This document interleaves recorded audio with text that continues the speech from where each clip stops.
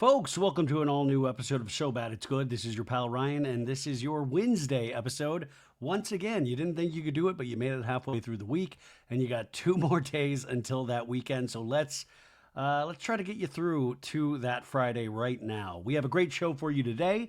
Our guest today is the Brazilian journalist and podcast host Chico Feliti, who his new podcast, Wondery's Guru, Don't Cross Cat. All 6 episodes are out now, and it's a fascinating investigative piece. It's kind of in the realm of true crime, but also deals with social media, celebrity, trafficking. The greatest hits of everything that it takes to make a good story in this day and age. There's a timestamp if you want to skip to that right now. But if not, before then, we're going to do a pop culture roundup or a little segment we like to call Bailey Mail, where it's just me, Ryan Bailey, reading through Daily Mail headlines to keep you up to date with what's going on. And for the rest of the week, remember, Thursday, we're going to have our Valley recap, another horrific episode of Bravo's The Valley. And on Friday, we'll be doing our Summer House recap. And yesterday, we did a Love Hotel recap, which I really enjoyed. So even if you don't watch that show, go check it out. And plus, there are plenty of other stories on that show as well. So always something to keep you somewhat entertained. Thank you to all my baddies out there, my Patreon, small but mighty crowd today on our Patreon Live. It was a blast. Maritza and Sandra were throwing up old photos of me. It was a little post-birthday celebration on the Patreon, and we got into a conversation about a lot of my different looks over the years. And somebody said in the chat, you'll look back at these things and you'll look back at these pictures and you'll be like, oh my God, I was actually not bad looking back then. We always, look at pictures when we're younger and like, wow, I thought I didn't look good back then, but I looked actually okay. Not with me. Now, sometimes that is the case, but Maritza found a couple where it looked, I looked sickly. It looked... And the worst ones were the ones that you remember taking where you're like, I look pretty good. And then you see them later and it's the opposite of what I just said. It's just horrific. You're like, holy shit. How did my parents even let me hang out with them? Like some really bold, horrific choices. I was explaining to the audience, there was a good couple year period where I had chin pubes. Yeah, just a chin beard. Yeah, I had a chin beard, and I thought it was pretty badass. I actually remember really loving the chin beard. Like it wasn't to like Fred Durst levels, but it wasn't so far away from Fred Durst levels, if that makes sense. And then they found the coup de grace. I've told this story a couple times on the podcast, but I'll tell it again right now. It's the high school story about the date gone wrong. And the picture I'm speaking about is me dressed up in a police officer's uniform because I got a part in a play, and I came in at the very end, like the gripping finale of this play, where I came out and it was super serious, and I was in a cop's uniform, and like I believe I hold up a pew pew to somebody. It's now so long ago I can't remember. I just remember it was really dramatic, and I thought I looked badass in this cop's uniform. And then when I was in, later in life, I realized when I looked back at that picture that I looked a little bit like a ladyboy in a cop's uniform. Like the makeup was so extreme. And I just remember going, how did I think I looked so badass? And then this just shows you how long I've been a Housewives fan. I made a meme of this even before memes existed of me. And it reminded me that I looked a lot like Rosie. Remember from Real Housewives of New Jersey, Rosie, we all loved her. I looked a lot like Rosie. Like Rosie, it looked like I even had more makeup on than Rosie.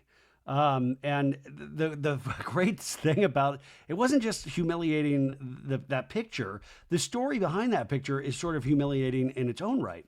There was this girl, I think I was a sophomore in high school, right? And I am still the same person I was a sophomore in high school, nervous all the time, didn't have a lot of balls, really scared to do anything. And it was weird because I was an actor on top of that. So I don't know, you explain to me how that worked. And my buddies, Dusty and Paul, I liked this girl, Dana, you guys. And she was in our show choir class. Yeah, I was badass. I was in the show choir. Yeah, duh. And I really liked her, and they were like, you should ask her out. And I was like, I've never asked out anybody in my life. I felt like Shannon Bedore on Love Hotel. Like I've never asked out a girl. Um, so I get the courage to ask her out, and she says, yeah. And I'm like, no way, it's that easy. And then this is the one of many humiliating parts of the story. She must have went home that night, thought about it, thought, you know what, that doesn't sound great on second thought. And then I remember she said, you know what, would it be okay if we actually had it be like kind of a group date? And I tend to go negative pretty quickly, but I was trying to stay on the positive side of life. And I said, yeah. And in my head, I was like, we're going to make it the best group date that this girl has ever been on in her life.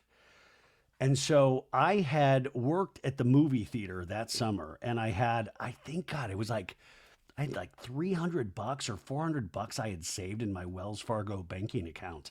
And so the date was on Friday, and I bought tickets. I bought 50 tickets to a movie, and I gave them out to all the show choir people. But all the show choir people said they were going to pay me back. So I was like, okay, when like you formulate a plan and you're just so excited that you have a plan, you're like, I'm going to commit to this. And then I remember going to the Gap, and I bought a new outfit, which is unheard of for me. And of course, the outfit, I believe, included a sports jacket. Like I lived in Paradise Valley, Arizona.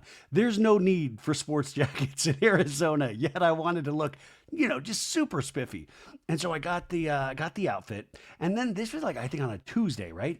And then on Wednesday, it turns out this kid that was in the school play flunked his midterms or something, so he was not able to participate in the school play.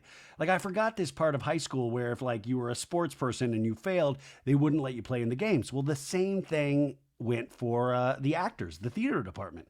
So it was like this gripping part at the very end of the play. It was just one scene, and they're like, Ryan, can you do it? And I was like, yeah. And in the back of my head, I was like, yeah, because then I'll be able to get this girl come see me in the play. She'll be like, holy shit, this dude is a badass.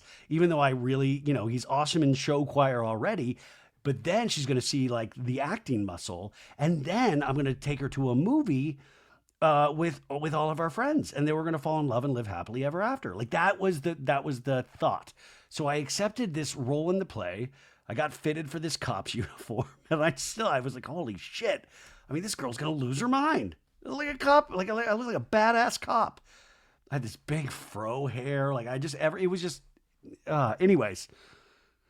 So I'm getting nervous as the big day approaches. My buddies Dusty and Paul, we're gonna go to the movie, but they also were gonna come to the play to support me, right? And Dana's going to come to the play. And I asked my mom to borrow her, I think it was like a red cabriolet, and it had like, you could put the top down. And so my mom lent me her car because I didn't have a car. So it was like a big deal. So then it was like the play, I was going to change into my Gap outfit. And then I was going to drive Dana to the Harkins movie theater. And we were going to go see this movie. And then, we'll have kids and get married, all that stuff. So the play happens. And I come out for the final scene. And Dusty still argues to me about this all the time because he does. The moment I hit the stage, Dusty and Paul, my buddies, start laughing uproariously. Like, as an actor, you're supposed to, like, there's a thing called the fourth wall. You're supposed to picture the fourth wall because you're in the reality of the scene. My fourth wall was shut. The moment I like completely identified my friends hysterically laughing at me in a cop's uniform.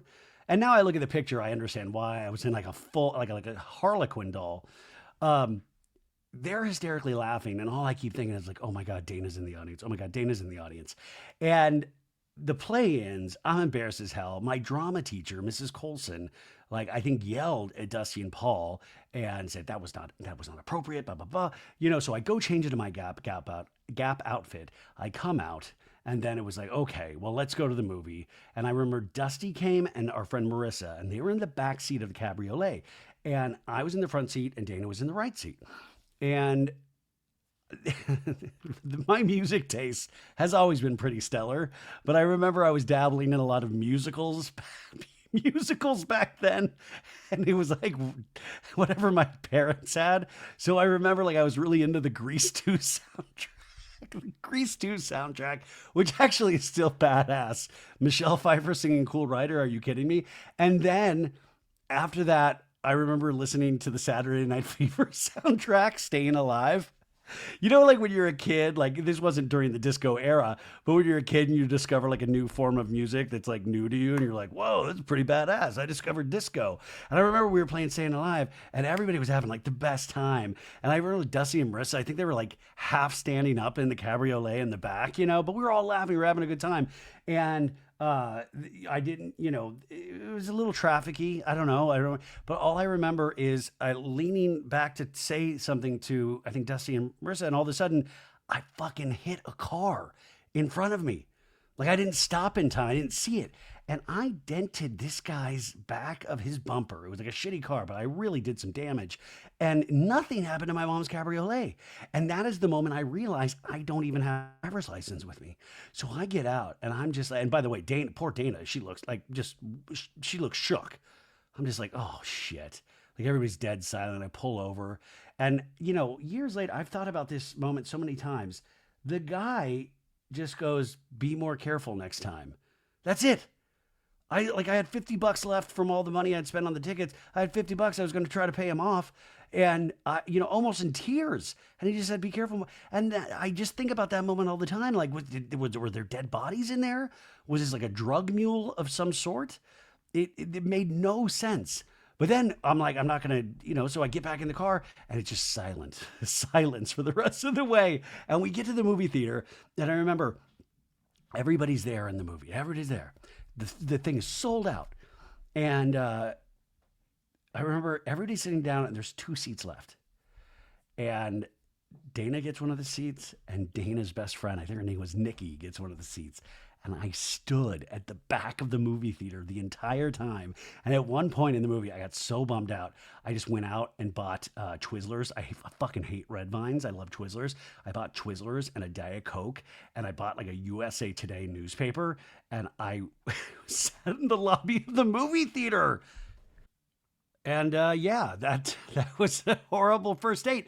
But the good news is I eventually got a podcast. So, and we'll talk more. We'll get into more pop culture stories right after this break. Okay. Just recovering from my embarrassment still. Let's get right into it. You guys, this Travis Kelce, Taylor Swift's boyfriend and, plays for the Chiefs.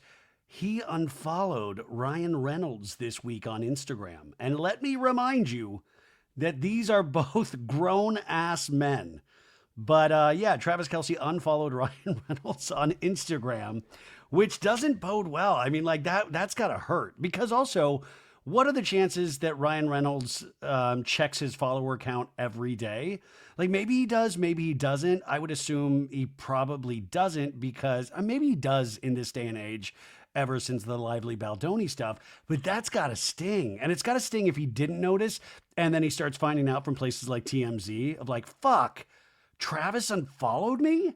Now, there are this is what I hate about pop culture these days is that you go on TikTok and every TikTok is like, the reason why Travis Kelce unfollowed Ryan Reynolds. And then they never give a reason. They're like, probably because Taylor Swift is his girlfriend and things are getting serious. And they are test launching when Taylor will unfollow everybody. Like, it's always like, there's no answer.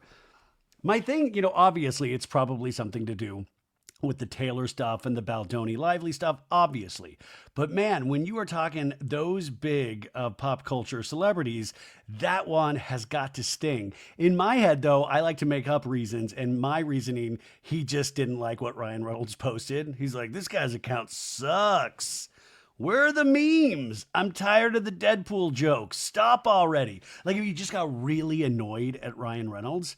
So yeah, we'll keep you updated on that. That's gotta really, truly hurt. Also, shout out to the listener who wrote in. I got on a segment about albums that came out on September 11th of 2001 because we were talking about Jay-Z's The Blueprint album on yesterday's episode. And also Ben Folds' album, Rocking the Suburbs.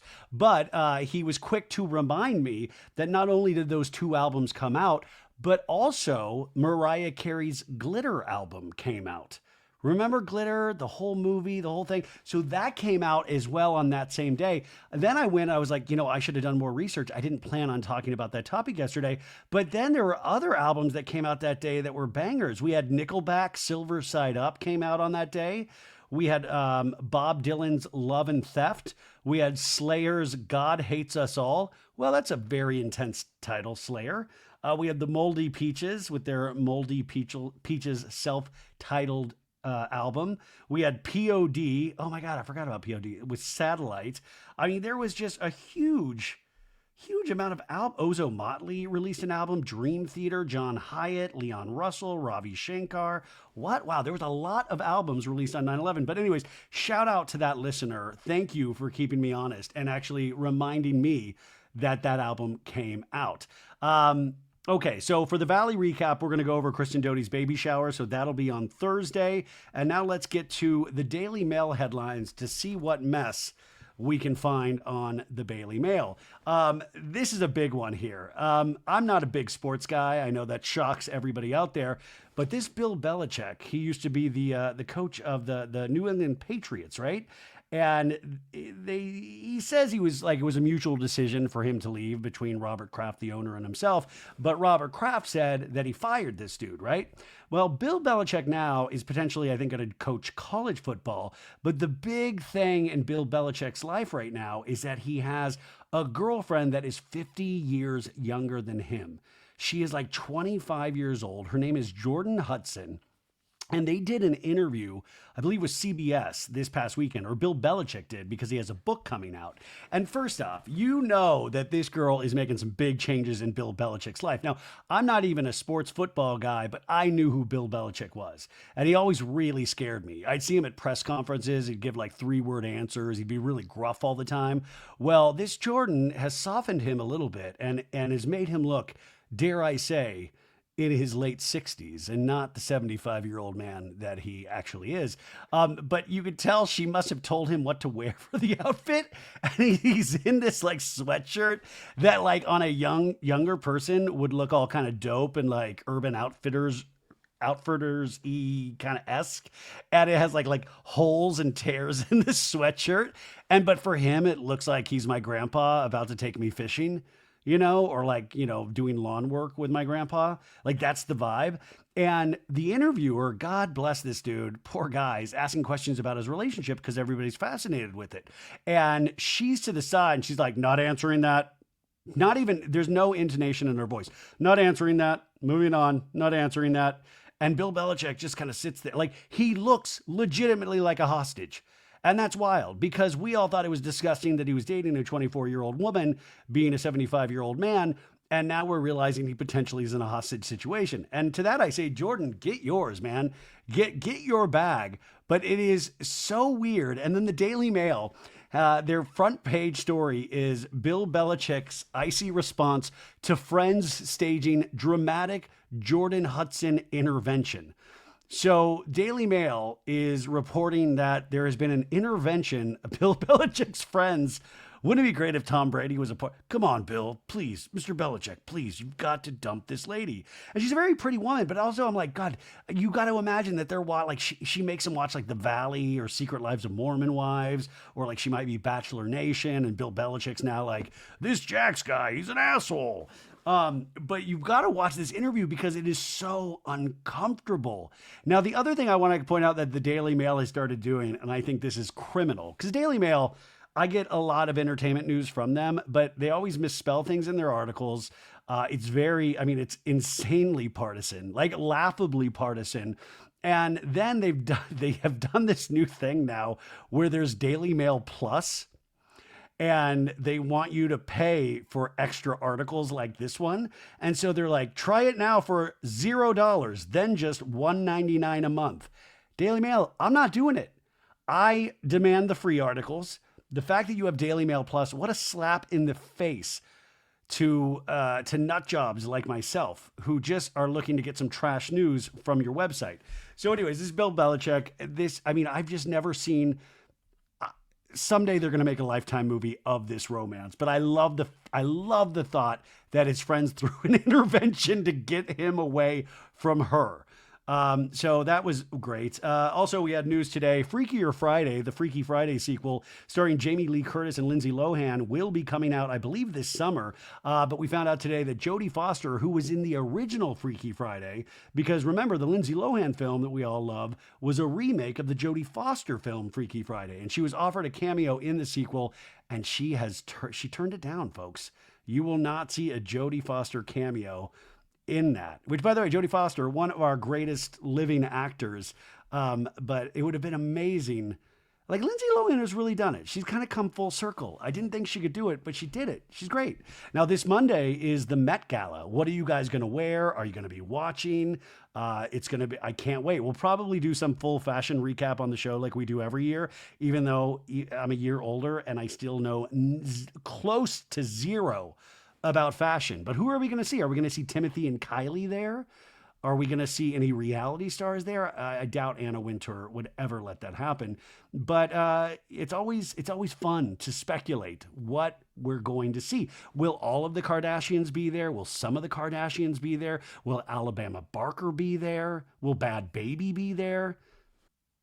Moving on to movies, my love of movies has been a little reignited after I saw Sinners, and I saw two movie previews today, trailers. Man, I used to geek out on movie trailers so much when I was a kid. I used to wish that movie theaters would just show an hour and a half of trailers. Sometimes that was like my favorite part of the movie going experience. Well, I saw two trailers today, and these both look like really solid films. There's a new film by A24, one of my favorite production companies out there, called The Smashing Machine, and it stars Dwayne The Rock Johnson. Now, before you go, Dwayne The Rock Johnson, actually, most people like him, I think, but people don't realize that he is a damn good actor. He just does a lot of really like action films like Fast and Furious or Black Adam, that DC film. Well, this new movie, The Smashing Machine, he portrays UFC great Mark Kerr. And you will not recognize him because he has like a hairpiece on and he has like these big, like Carl Radke white chomper teeth. But the preview looks amazing. And it looks like I mean, if this trailer shows us anything, it looks like, is there a world in which Dwayne The Rock Johnson can be nominated for a Best Actor clip? The movie also stars a Best Actor Oscar. The movie also stars Emily Blunt, and it is directed by Benny Safdie, part of the Safdie brothers, and they did the amazing Adam Sandler film Uncut Gems. So I thought that was great. That comes out in October, so they're already putting trailers out for that. And then the other one I saw today, which was super creepy. Did you guys see that movie Barbarian that came out a couple of years ago? It was directed by this guy, Zach Krieger, I believe. And this is his follow up to that film, which I've been really awaiting for because I thought Barbarian was such a scary film that took so many different twists and turns. It was really well done. And this movie is called Weapons. And it is starring Josh Brolin and Julia Garner, that we know from the television show Ozark. And it's about a small community rocked by the mysterious disappearance of 17 children at exactly 2:17 a.m. And the synopsis reads, when all but one child from the same class mysteriously vanish on the same night at exactly the same time, a community is left questioning who or what is behind their disappearance. But the trailer is terrifying. Like, it's such a creepy trailer. And I was like, hell yeah. I mean, I love the horror genre, and especially ones that kind of turn the genre on its, like just a little different. Like Zach Krieger, I think, is just a fantastic filmmaker. This film comes out August 8th, so I wanted to draw your attention to that. See, we do it all here, folks. We tell embarrassing date stories. We tell you about movies. We tell you about Travis Kelce unfollowing somebody on Instagram. My God. We tell you about albums that came out on September 11th, 2001. Also, reminder, Secret Lives of Mormon Wives, we're like around 2 weeks out from the entire season being released. Now, we just had Vanderpump Villa, the second season, released this past Thursday, and I don't know if everybody has made their way. I'm slowly working my way through, and there is a story that I'm going to do next week about the Secret Lives of Mormon Wives and one of Marciano, one of the employees at Lisa Vanderpump's villa. Oh, behave, it's me, Lisa Vanderpump. Oh, Nicolane designed this Villa Risotto. Anyways, there's a crazy story that potentially Marciano hooked up with one of the ladies from Secret Lives of Mormon Wives who's married. I don't know. But good news, so bad it's good fans. You might be hearing from a bunch of the mom talk on this show very, very soon. So make sure you're subscribed. Moving on to podcast and Bravo news, this was announced today that the insanely successful podcast Las Culturistas with Bowen Yang and Matt Rogers, well, they have the Culture Awards. They've done this for the last, I don't know, handful of years, and it's gotten bigger and bigger. Well, it is going to be the biggest one ever this year because Bravo TV announced that it will be televised for the first time, and it's going to be airing on Bravo on August 5th from 9 to 11 p.m. Eastern Standard Time, and then it'll be streaming the next day on Peacock. And this is insane. Like, you know, I know Andy truly loves both of these dudes, and I always for a second thought that Andy at some point was grooming Matt Rogers to take over. I had this kind of weird conspiracy theory that I thought Matt Rogers was being groomed to take over for Andy Cohen one day. And listen, I mean, the Bravo relationship with Las Culturistas has just gotten a lot deeper. Now, it was in New York last year. It's going to be in Los Angeles this year, and it's going to be filmed on July, what is it? It's going to be July 23rd. It'll be filmed. July 17th, it'll be filmed, but it will not air until August. And there's going to be ticketing to this event, so you can buy tickets to this. I'm sure they are going to have an insane lineup of guest presenters for all the Katies and Kyles, the publicists out there in the world. Get your clients a Las Culturistas Culture Award now. But this will be great. I mean, it's like Bravo's kind of step into an award show, even though I think Bravo itself could do its own award show. But I think these are like the perfect people for Bravo to pair up with. There was a part of me that was a little bummed because I wish Ronnie and Ben would do their crappy awards on Bravo. I would love for that to be done, but maybe, I don't know, maybe it's good that they're able to just follow the beat of their own drummer and not have to, I don't know. But part of me was like, oh man, this should Ronnie and Ben. But, Matt and Bowen, obviously amazing. Now, a couple of other docuseries involving the podcast game. Now, Giggly Squad, I mean, just their domination on North America is insane right now. Well, today they announced, I mean, they just keep announcing things. Like their book was on the New York Times bestseller list last week. Well, now today they have announced that they are starting a YouTube docuseries. They launch a new video series on YouTube called Hannah and Paige Try New Things. And it's this video series that they filmed throughout their Giggly Squad 66-date tour. So it's kind of like a travel vlog. They're going across the country on their comedy tour, Club Giggly. And you can watch the trailer right now, but it shows them feeding alligators, taking contortion classes, playing baseball and tennis, and visiting a psychic. Oh my God, I wonder if that psychic said, "You will be breaking up with Craig Conover."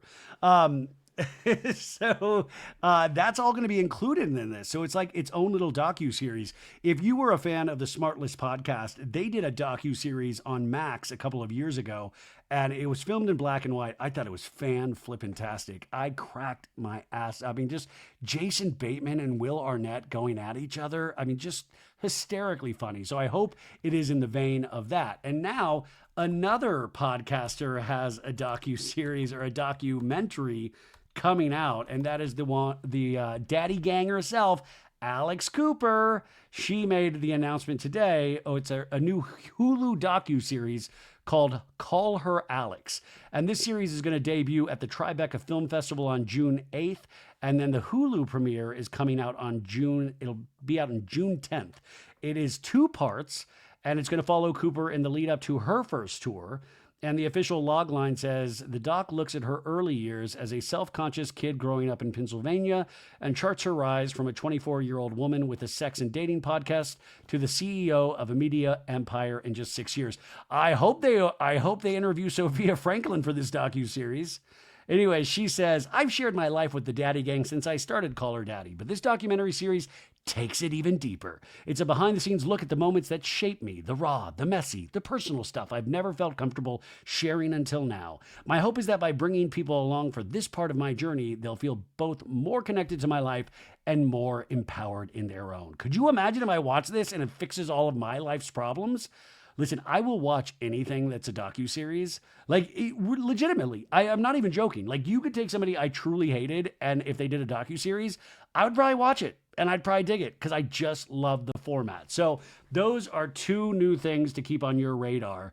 God, I feel like we're probably, we're probably 30 years out from, like, a So Bad It's Good docuseries. Wouldn't that be great? I'm in, like, my 80s. And like it's like a docu-series and it just takes the world by storm. And I'm like, Patty Nation, are you ready to learn more about yourself as I go through my life and my ups and downs? That's what I'm gonna sound like as an old man. Get over it. Okay, let's move on to our guest, but I do want to kind of do a big intro for this. So Chico Feliti, he is a Brazilian journalist. In fact, he was calling from Sao Paulo in Brazil. And it was a bit interesting because he was running late. I think he had a really crazy day. In fact, there are people that you talk to, and it's really hard. I love doing in-person interviews more and more, but I'll still do a lot of Zoom interviews or online interviews, and it's always a really interesting experience because half the time you're hoping that everybody's equipment is working, that everything sounds all right. Because even to this day, there are still just mess ups that happen. Internet signals that go out. It's just always something to worry about. But I think he had a heck of a day. And, he was in an elevator. I was like, are we going to do the interview in the elevator? And then he had these headphones on and it just kind of muffled the mic completely.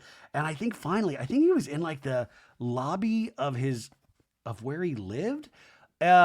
And we did the whole interview there, and he was such a nice guy. But the sound, like I could hear him, like I could hear my own voice bouncing back at me. But you just push through. And by the way, I listened to all 6 episodes of this podcast that we're talking about today. Now, Wondery Media, obviously one of the best podcasting distributors out there. Well, they have this 6-part podcast series called Guru Don't Cross Cat. And it investigates the enigmatic life of Cat Torres, who is a glamorous Brazilian influencer whose online persona, she had posts about like witchcraft and like alien baths, but there was like a darker reality behind that. And, her follower count was growing. Like I believe like over 1 million followers, but she used her influence to control her her devotees. And we've seen this so many times. Like it is so interesting how this story becomes, it's not singular anymore. We see this happening again and again and again. And I think with Chico we talk about that, about the rise of social media and being able to influence people. We actually have a job called influencers nowadays. And it's an insane job because you're like, wait, what? But it's true. Like I will spend so much time on TikTok and I'll sit there, half of me totally into it, and half of me trying to figure out why I'm totally into it. Anyways, this narrative centers on this lady, Patty, whose best friend, Desiree, disappears after working and falling under the spell of Cat. And Patty's search leads her into this unsettling world Cat has built. And there's so many themes in this. There's manipulation, psychological control, the perils of social media fame.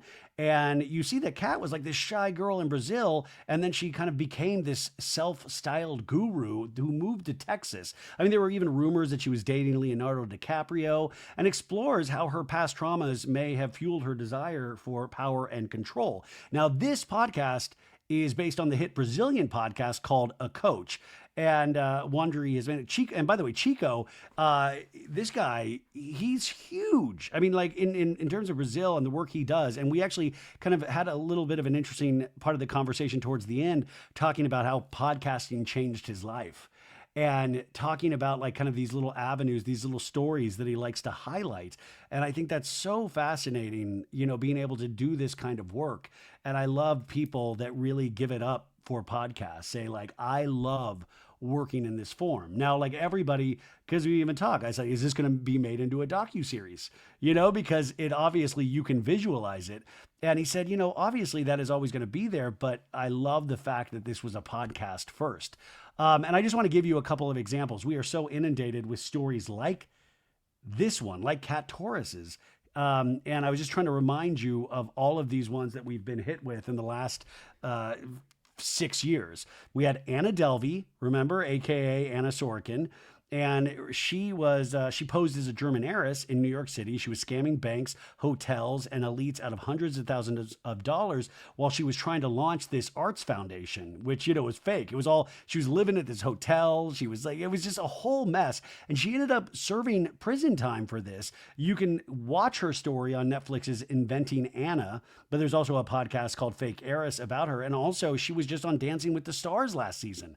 Do not tell me that scamming doesn't pay. So we had Anna Delvey. Then we have one of my favorites, Caroline Calloway, who actually was on So Bad It's Good a couple of years ago. And her platform was Instagram. And she was kind of known, this is years and years and years ago, for selling out these creativity workshops that didn't really exist or were kind of complete disasters and not living up to what was promised.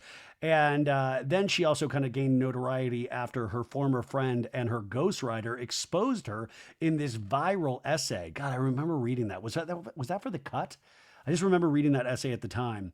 And what's so interesting is that Caroline Calloway is a pretty decent writer. Like, her book actually came out a couple of years ago, and I thought it was good.